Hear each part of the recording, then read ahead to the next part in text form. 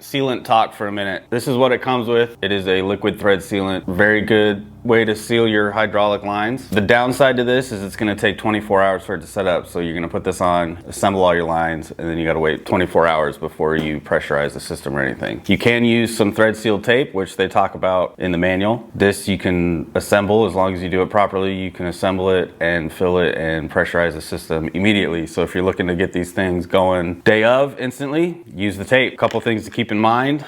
I should probably have a fitting up here.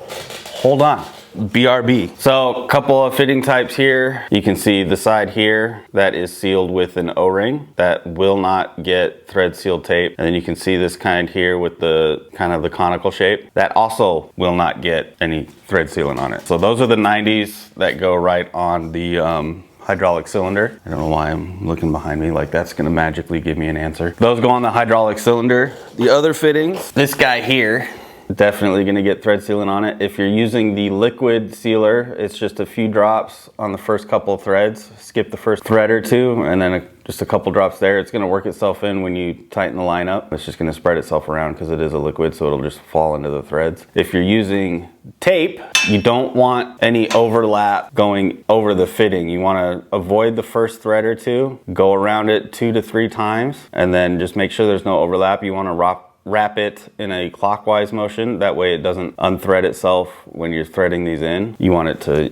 go with the threads when you're tightening them together. But you don't want any overlap because you don't want any contaminants or anything getting into the line, which can cause failure of the pump and stuff like that. I will definitely demonstrate putting some of the thread sealant tape on there. That's what I'm gonna go with. I'm gonna avoid using the liquid just because I don't wanna wait 24 hours. I wanna get this done and bled and ready to use. Bet you didn't know there was that much stuff to know about thread sealant.